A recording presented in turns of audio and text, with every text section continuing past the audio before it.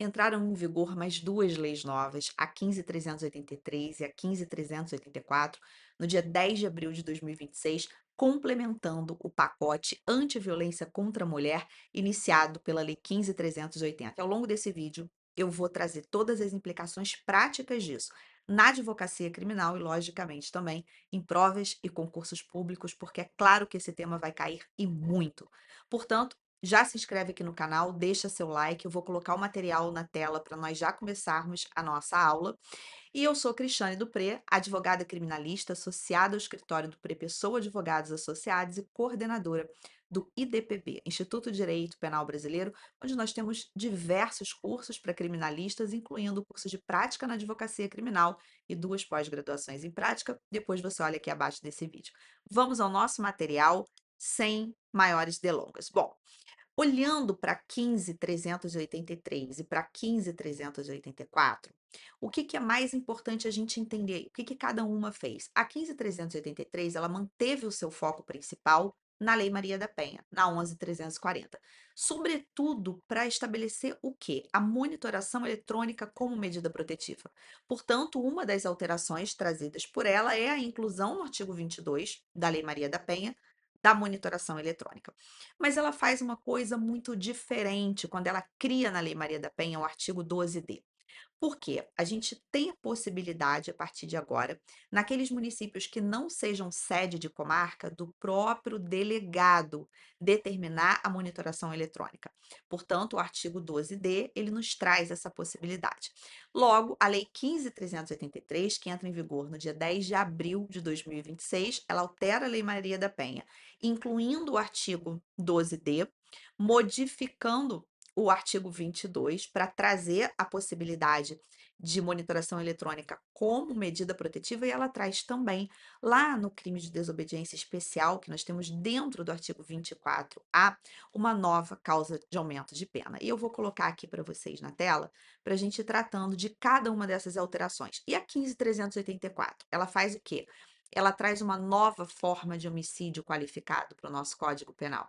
Ela estabelece no novo artigo 121B, o crime de vicaricídio. O que significa isso? Que expressão é essa? Essa é uma expressão muito utilizada na psicologia, que acabou sendo trazida para o direito penal. Vicário significa como se fosse um substituto. Então, o que a pessoa que pratica o vicaricídio ela vai fazer? Ela vai matar alguém, ela não vai matar a vítima, ela vai matar alguém, só que ela quer causar na vítima sofrimento com isso, ela quer atingir a vítima. E por isso que o artigo 121B, incluído no Código Penal pela 15.384, é muito claro em relação a isso. Vou passar aqui o nosso slide para a gente poder prosseguir aqui na nossa análise.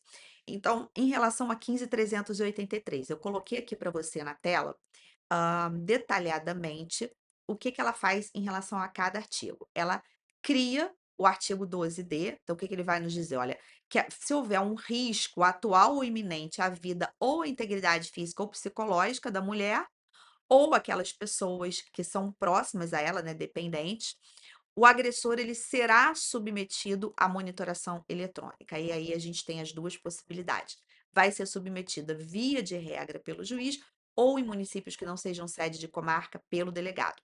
No artigo 22, nós tivemos a inclusão do inciso 8º e a inclusão dos parágrafos 6º, 7º, 8º e 9º. Não vou colocar a letra da lei aqui para não ficar muito cansativo, mas eu recomendo fortemente que você faça a leitura. E no artigo 24A, em que nós já tínhamos um crime especial de desobediência, nós passamos a ter a possibilidade de aumento de pena de 1/3 até a metade, quando houver violação relacionada à monitoração eletrônica. Então, tentou arrancar o dispositivo, violou de alguma forma, além de cometer o crime de desobediência, que hoje em dia, após alterações legislativas, tem uma pena bastante alta, né? Uma pena que varia de 2 a 5 anos de reclusão.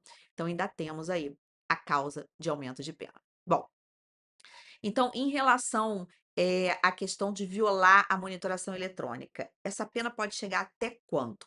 Como é uma causa de aumento de pena? Depende.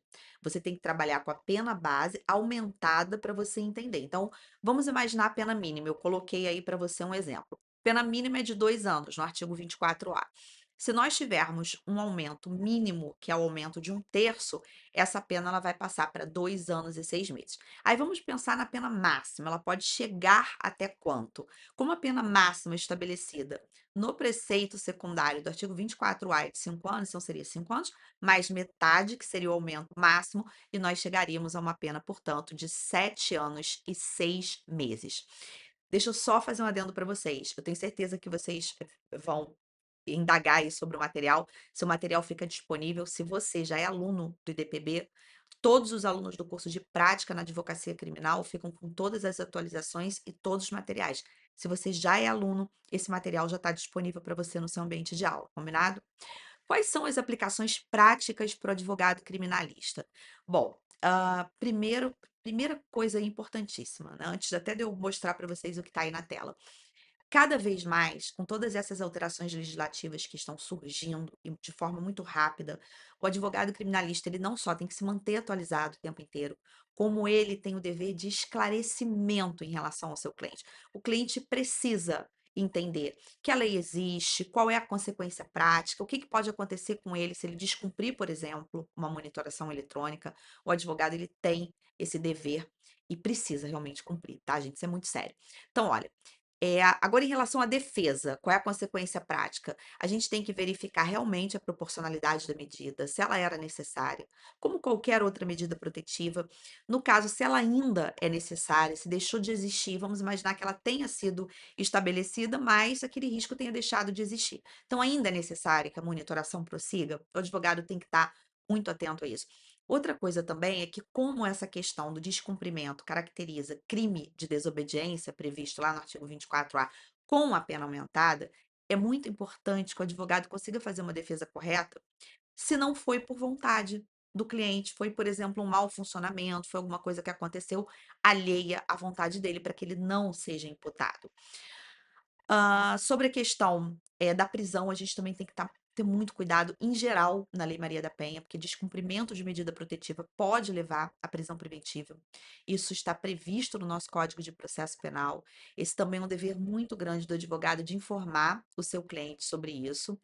E sempre acompanhe quando, naqueles municípios que não são sede de comarca, quando a medida protetiva ela for estabelecida pelo delegado, acompanhe o prazo de 24 horas para a comunicação ao juízo, tá? Importantíssimo, importantíssimo isso. Então, como é que funciona esse fluxo da medida hoje em dia? É tudo muito rápido. A pessoa, ela vai praticar o crime, vamos imaginar que ela seja presa em flagrante, até seja solta depois, mas a monitoração eletrônica, ela é muito rápida, tanto em relação ao juiz, quanto naqueles municípios que não sejam sede de comarca, pode ser que a pessoa já saia dali com a monitoração eletrônica, estabelecida, tá? Então o cliente, ele também tem que saber sobre isso, é fundamental.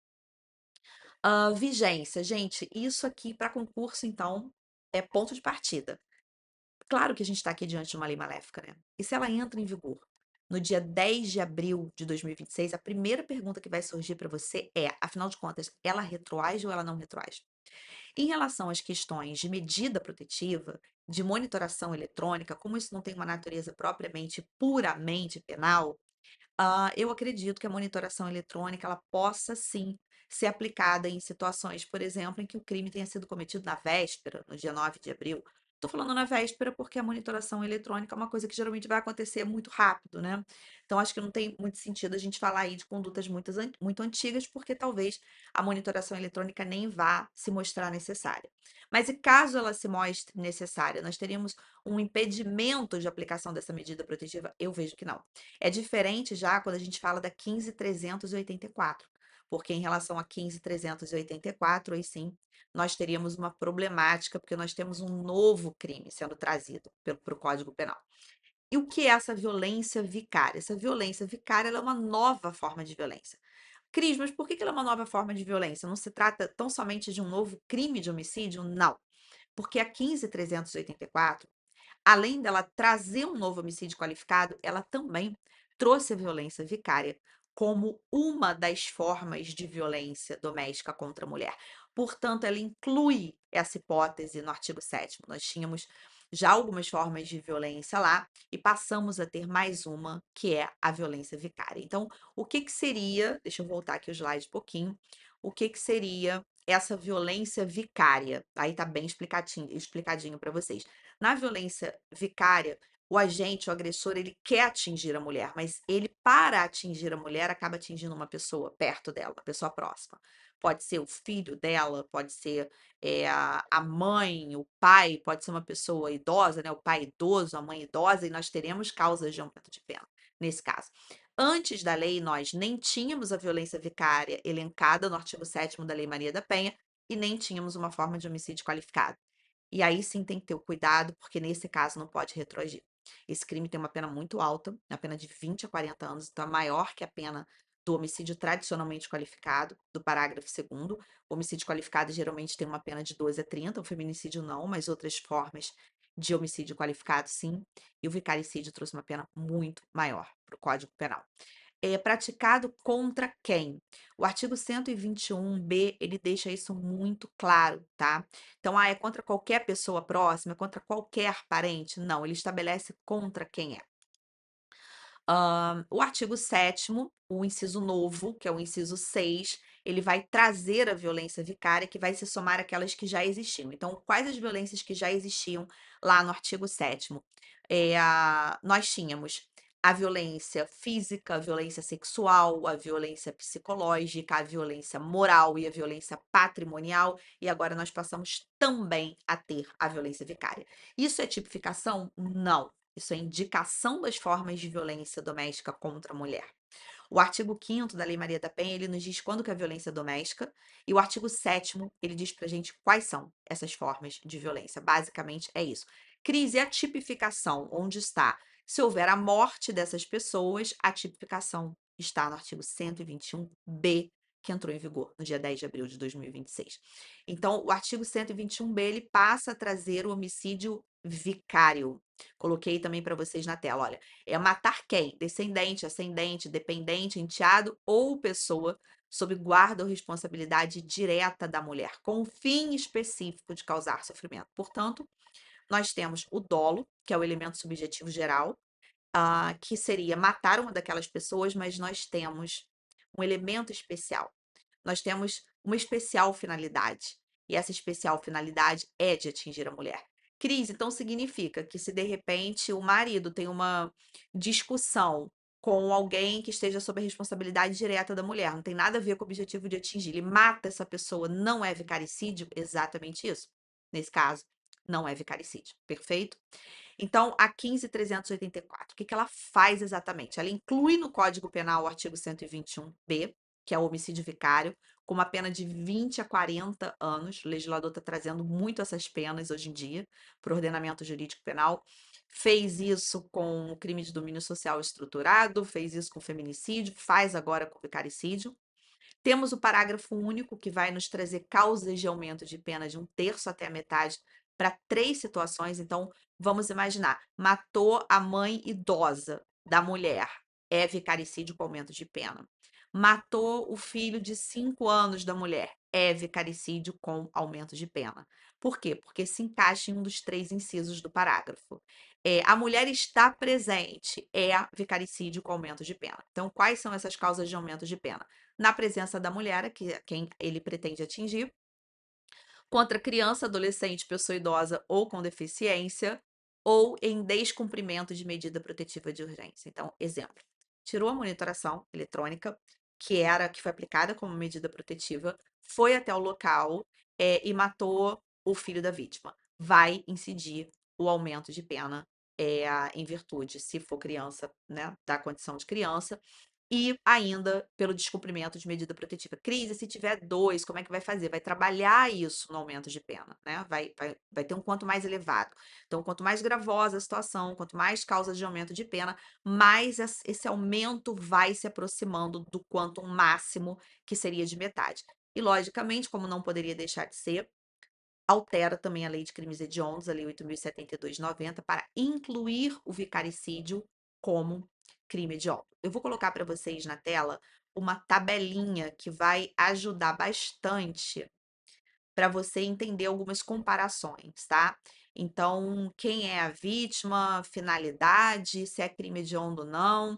Quando nós falamos do homicídio qualificado é aquele que pode ser praticado por qualquer pessoa. O feminicídio, que saiu de dentro do parágrafo 2º do Código Penal já desde 2024, ingressou num tipo penal autônomo, que é o 121A, ele é praticado contra a mulher por razão de condição do sexo feminino. Já o vicaricídio não é contra ela, é contra alguém próximo a ela. É contra a mãe, o pai, o avô, a avó, o filho, o enteado, a pessoa sob a guarda ou responsabilidade direta dela. Crise pode ter os dois? Pode. Se ele matar o filho e matar essa mulher, ele pratica vicaricídio e ele pratica homicídio. Finalidade. Bom, no homicídio, tradicionalmente, depende. Se for um homicídio qualificado pelo motivo torpe, pelo motivo fútil, nós temos especiais de motivações. Se for um homicídio qualificado com emprego de veneno, nós temos um especial meio ali sendo praticado. Mas em relação ao feminicídio e ao vicaricídio, no feminicídio, a finalidade tem a ver com a condição dela de pessoa do sexo feminino.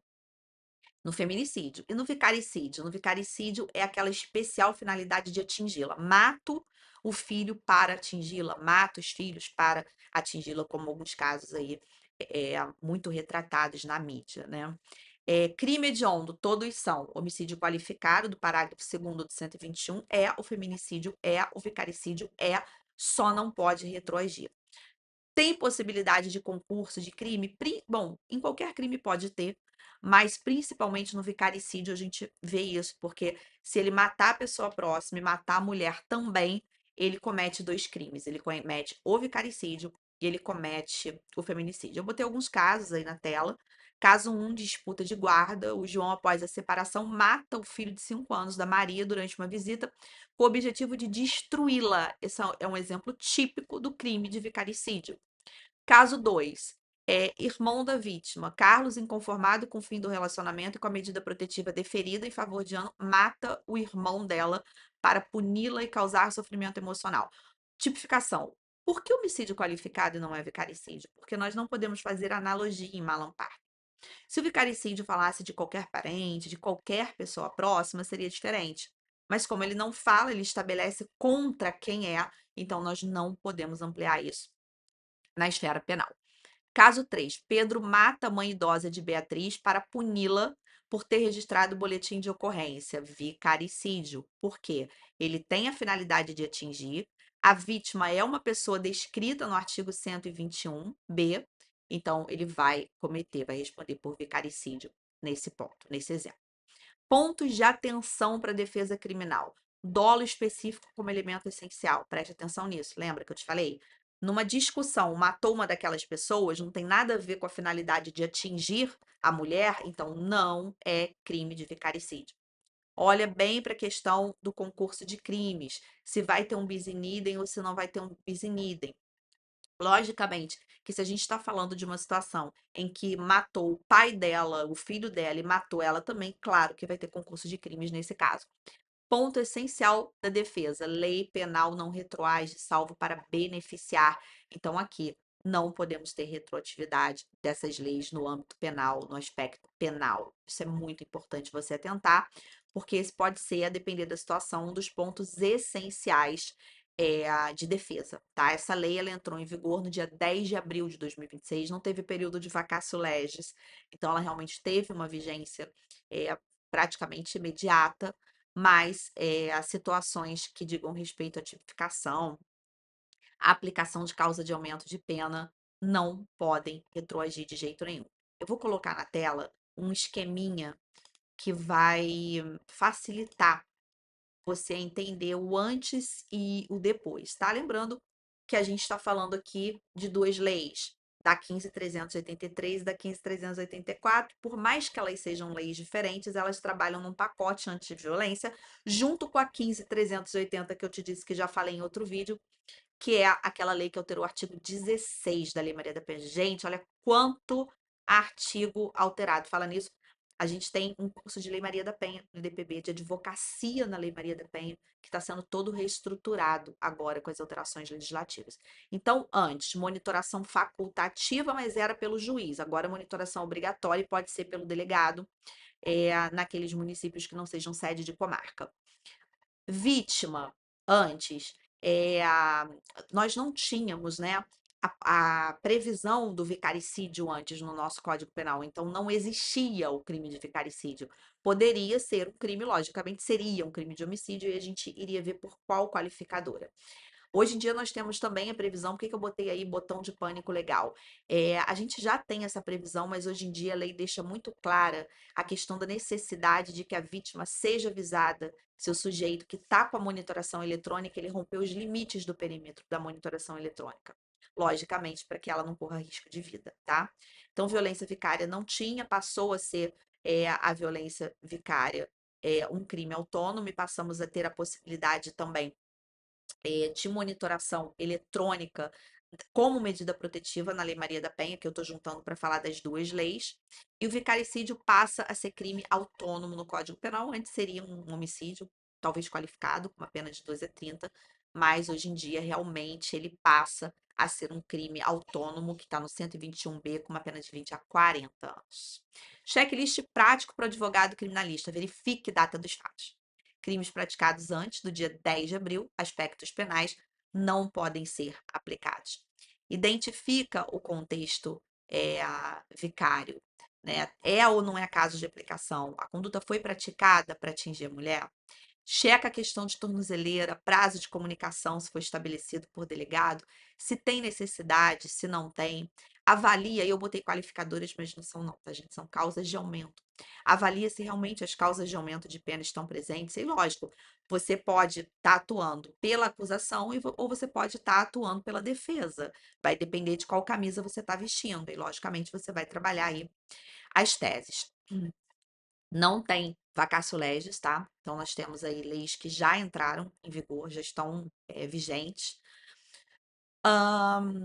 Novas teses defensivas que você pode trabalhar, portanto, não se esqueça do dolo específico, se não tinha finalidade de atingir, então não é crime de vicaricídio, né? Pode ter sido durante uma briga, um desentendimento, mas não necessariamente com a intenção de atingir a mulher, e se não tem intenção de atingir a mulher, não tem crime de vicaricídio. Eu vou convidar você a conhecer o Instituto de Direito Penal Brasileiro. Baixe o nosso aplicativo, se você for na loja de aplicativos do seu celular, IDPB. Lá você tem atualizações diárias no blog do criminalista e conheça também os nossos cursos e pós-graduação. Tenho certeza que você vai gostar muito. Dá uma olhada nos links aqui abaixo desse vídeo para você conhecer o meu trabalho. Foi um prazer ter estado aqui com você em mais esse vídeo. Se inscreve no canal, tem aulas ao vivo todas as terças-feiras e até o próximo.